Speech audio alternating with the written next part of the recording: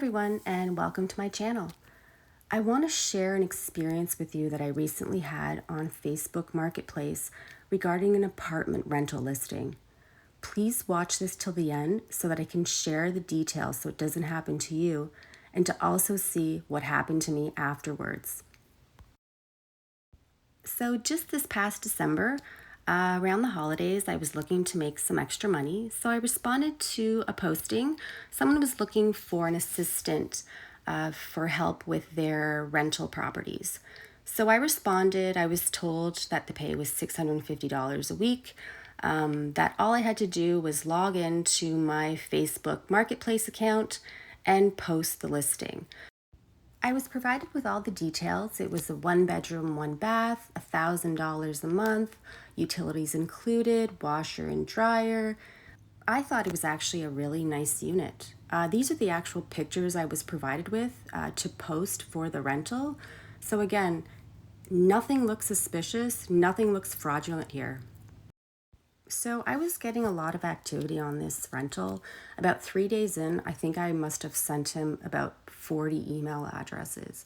Sometimes when I just send him a screenshot of someone's contact info, he would get really upset with me. There was something about the email. I had to send the email address. I didn't know why at the time. I do remember thinking like this was a little strange, but it's not until everything came out that I realized this is why he was doing this. So things were going so well, he had me post the rental on Kijiji as well. Again, I got a lot of inquiries from that site as well.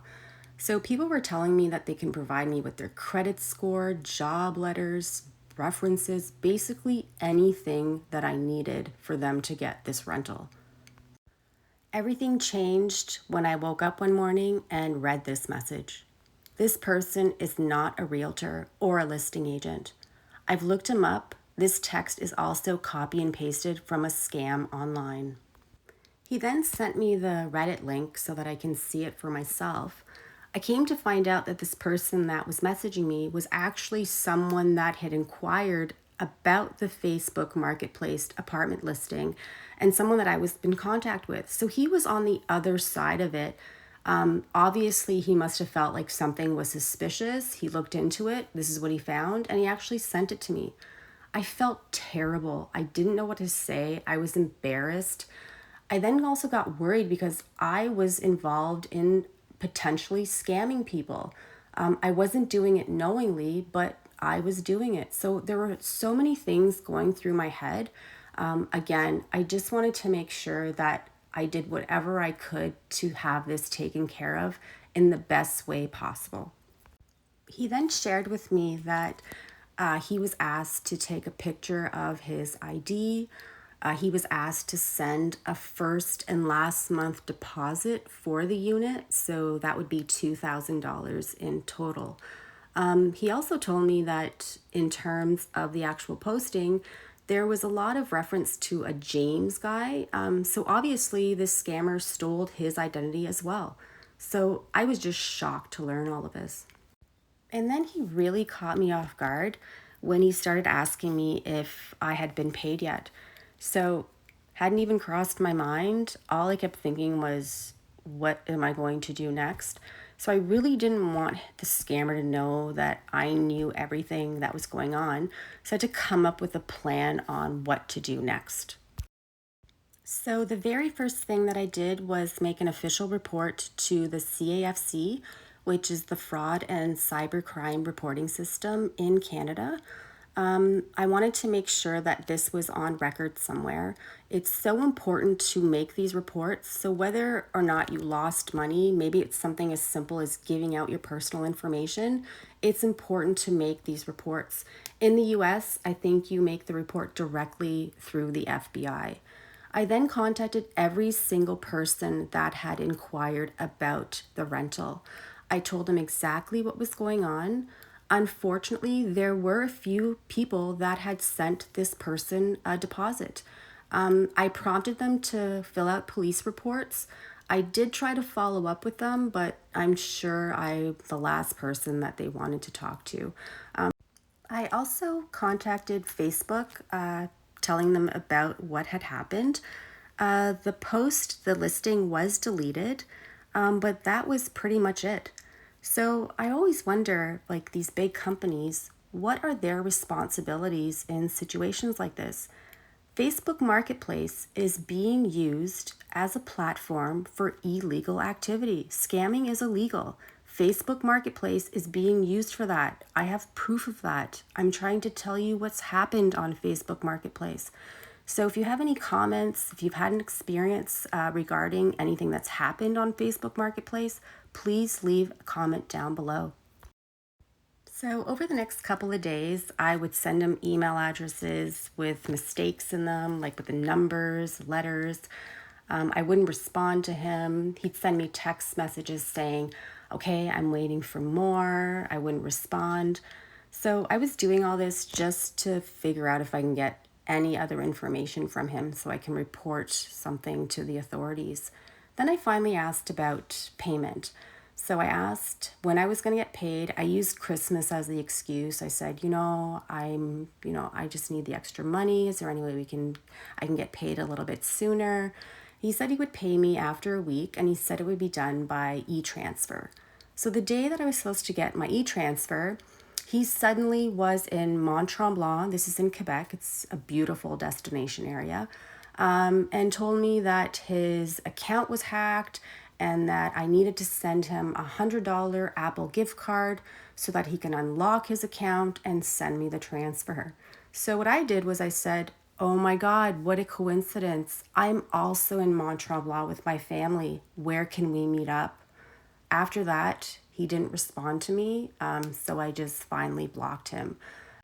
If you'd like to support my channel, please don't forget to like, comment, and subscribe. Now let's get back to it.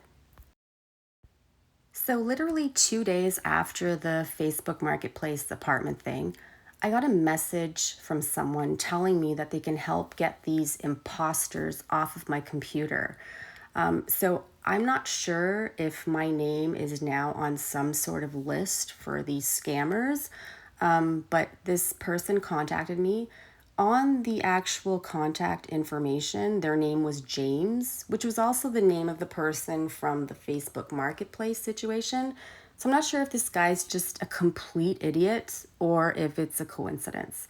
So he was telling me that he can guarantee to get these imposters off of my computer or phone in 30 minutes. He kept asking me for payment. He kept saying, can you send me $25? Then he finally asked me if I can send him a $25 Google Play gift card. So at this point, not knowing anything, I knew something was up. So like I did with the first person, I just blocked this person immediately and reported it to Facebook. So if you know nothing about scamming like I did a few months ago, here are some red flags that you really should not ignore. So the first one is the caller's name. So most callers are going to be calling you from India. They'll be telling you they're from companies like Microsoft and Amazon. They'll say things like, hello ma'am, my name is David Wilson. I'm calling you from Amazon. My name is Michael Smith. My name is Robert Jones. I'm calling you from PayPal. Every scammer will have two first names as their actual name. It's pretty obvious. It's something that you wouldn't necessarily think of, but it is a huge red flag. Another red flag is gift card payment. So you'll have companies like Microsoft and Amazon asking you to pay them through gift cards. Google Play cards are common. Target gift cards are common. If anyone asks you to ever send them a gift card or tell you the codes on the back so they can redeem it, hang the phone up immediately. Gift card payment means it's a scam. Hang up the phone. Typically, scammers will allege that they're from companies like Geek Squad, Amazon telling you that someone made a purchase on your account. They'll even allege that they're from Microsoft, telling you that a computer subscription has expired, or prompting you to contact them because there's a virus on your device. One of the most common ways that they do this is through pop-ups. If I didn't know any better, I would have never known this is fraudulent. It has the Microsoft logo. It tells you that your computer has been infected with a virus. It even has a phone number for you to call.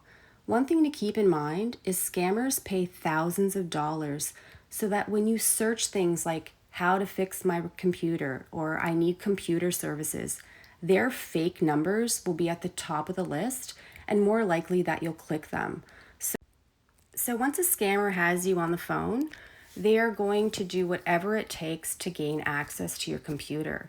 They will lie to you about needing some sort of ID for a refund or tell you that you need to download anydesk or teamviewer so that you can access their refund server. Their main objective is to gain access to your computer without you even knowing. Once they do this, they can do whatever they want with anything on your computer. So even though they may not have gotten money from you, your personal information is just as valuable. They will sell it to data brokers. They'll send your information to other scam call centers. So the next time you have a look at your devices, see if you have these icons on them. If you do, delete them immediately. This is pretty much breaking into your computer, and it's against the law. So just to give you an idea of what a refund scam might look like, you'll have Brian Wilson that's called you from Microsoft. He's going to tell you that your subscription has expired and you're entitled to a refund. Without you even knowing, because he has access to your computer, he's going to manipulate the HTML codes so that in your account, it looks like you get a different refund. So for example, you're going to get a refund of $400. By mistake, they sent you $4,000. They'll say, oh my God, you got too much money. What are we going to do? So most people would think logically a company like Microsoft would be able to just take a refund back. But because they're scammers, they are going to most likely ask you to pay them back with gift cards. They do prey on the most vulnerable as well, so specifically the elderly. The elderly are very trusting. If a company like Microsoft tells them they need to refund the money in gift cards, it's very likely that that's what they're going to do. The next time you're with your parents or even grandparents, talk to them about this. I would not be surprised if you find out this happened to them. So this brings me to scam baiting. Scam baiting is a tactic used by people to trick scammers into wasting their time, exposing personal information, and reporting that information to the appropriate authorities. There is a pretty dedicated and amazing community of scam baiters found on YouTube. I've provided some links down below in the description. I encourage you to visit their channels. You will not be disappointed. So this is initially where my video was supposed to end, but this literally just happened this morning. If you're not familiar with who this is Max Homa. He is a very well-known golfer in the PGA. My husband is a huge fan. So this morning, my husband comes up to me. He says, "Hun, you'll never believe this. Max Homa just messaged me." I looked at the message. I looked at all the details. I knew right away that it was a scam because I know what to look out for because of all the research I've been doing. So I'm encouraging him to keep in contact with this person. I want to see what information we can get out of him and see what the scam is about. But this is a great segue to talk about my upcoming series called Scammed, where I'm going to be going over all the different types of scams out there so that you're not only aware of them, but you'll know exactly what to look out for to protect yourself and to protect your loved ones. I want to thank you so much for watching. I hope you learned at least one thing about scamming. If you want to support my channel, comment, like, and don't forget to subscribe. I'll see you next time.